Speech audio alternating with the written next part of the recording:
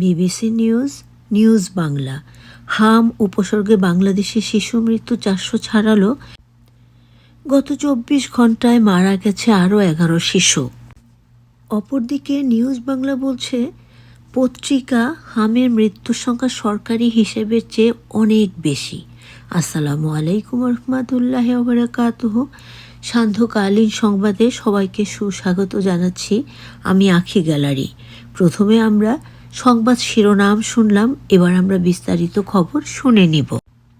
খবরটি প্রচারিত হয়েছে আজই 10ই মে 2026 সাল। এই নিউজ পত্রিকার শীর্ষ খবর, missile stall for higher than official count, অর্থাৎ বাংলাদেশে হামে মৃত্যুর সংখ্যা সরকারি হিসাবের চেয়ে অনেক বেশি বলে অভিযোগ উঠেছে।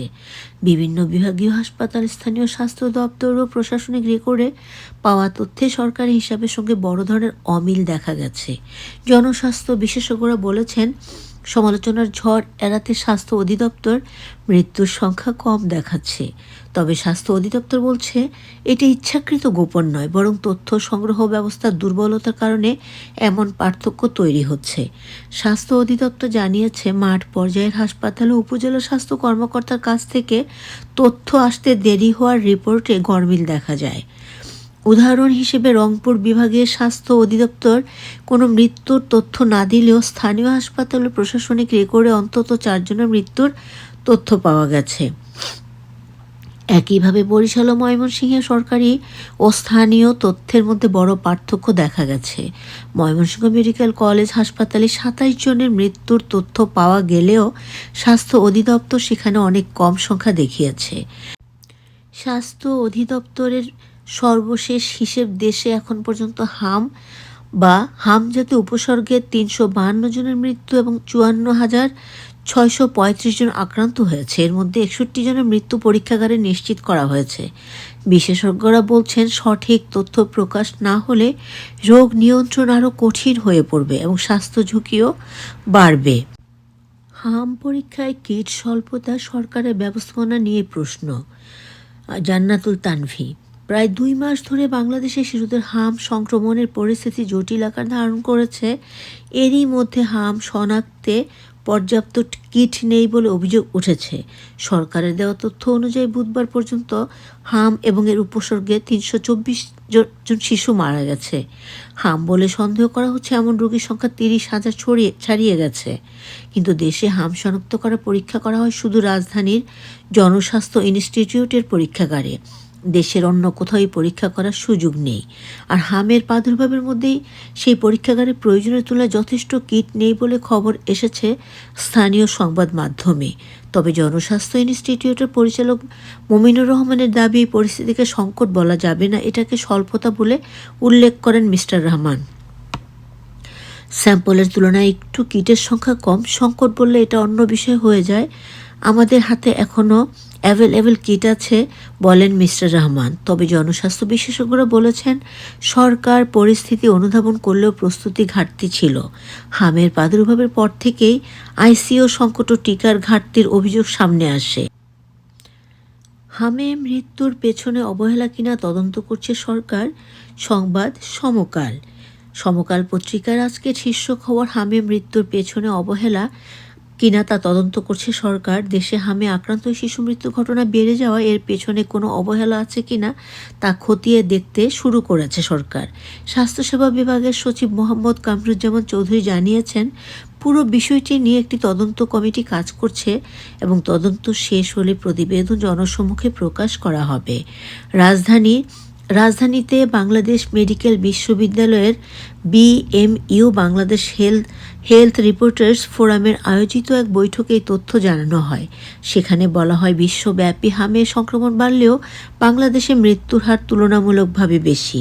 বিশেষজ্ঞরা মনে করছেন, টিকাদান ব্যবস্থায় ঘাটতি এবং ইমিউনিটি গ্যাপ এই পরিস্থিতির অন্যতম কারণ হতে পারে। সরকারি কর্মকর্তারা জানান, হঠাৎ করে শিশু মৃত্যুর সংখ্যা বাড়ায় কারণ অনুসন্ধান জরুরি হয়ে পড়েছে। এর পিছনে টিকার সংকট, রোগের ধরনের পরিবর্তন বা অন্য কোনো কারণ আছে কিনা তা যাচাই করা হচ্ছে। একই সঙ্গে চিকিৎসা ব্যবস্থায় কোনো গাফিলতি ছিল কিনা তাও তদন্তের আওতায় আনা হয়েছে। এদিকে রাজশাহী বিভাগে গত বৃহস্পতিবার পর্যন্ত হামে আক্রান্ত ৭৯ জন শিশুর মৃত্যু হয়েছে বলে জানা গেছে। এর মধ্যে চাঁপাইনবাবগঞ্জ সহ কয়েকটি জেলায় মৃত্যুর হার তুলনামূলক বেশি বলে উল্লেখ করা হয়েছে। তদন্ত শেষে পুরো পরিস্থিতির কারণ স্পষ্ট হবে বলে আশা করা হচ্ছে। বাংলাদেশ হামের উচ্চ ঝুঁকিতে বলতে কি বুঝিয়েছে বিশ্ব স্বাস্থ্য সংস্থা? Mukibul Hasan, BBC news Bangla. ১.৫ মাসেরও বেশি সময় ধরে বাংলাদেশের হাম পরিস্থিতি জটিল আকার ধারণ করেছে। প্রায় প্রতিদিনই রাজধানী ঢাকাসহ সারা দেশের হাসপাতালগুলোতে হাম বা এর উপসর্গ নিয়ে অন্যান্য সময়ের তুলনায় অনেক বেশি রোগী আসছে।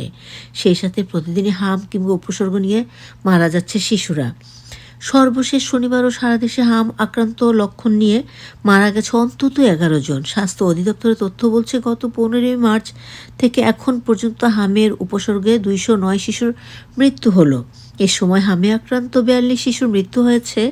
এমন অবস্থায় বাংলাদেশের হাম পরিস্থিতি নিয়ে বৃহস্পতিবার বিশ্ব স্বাস্থ্য সংস্থা বা WHO উদ্বেগ জানিয়ে একটি প্রতিবেদন প্রকাশ করা হয়েছে।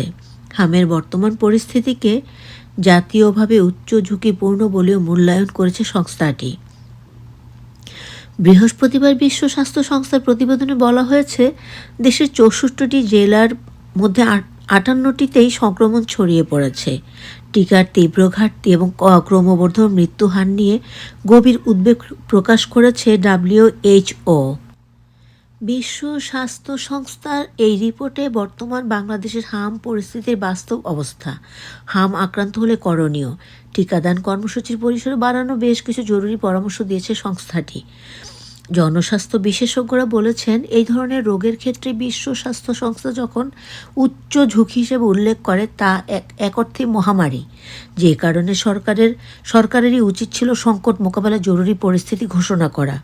জনস্বাস্থ্য বিশেষজ্ঞ মুস্তাক হোসেন বিবিসি বাংলাকে বলেন, বিশ্ব স্বাস্থ্য সংস্থা পরিস্থিতিতে উচ্চ ঝুঁকির আখ্যা দেওয়ার পর এই নিয়ে সরকারের জরুরি পরিস্থিতি ঘোষণা করা উচিত ছিল।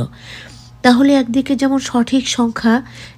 যেমন সঠিক স্বাস্থ্যসেবা নিশ্চিত করা যেত, তেমনি সাধারণ মানুষের মধ্যে সচেতনতা বাড়ানো যেত।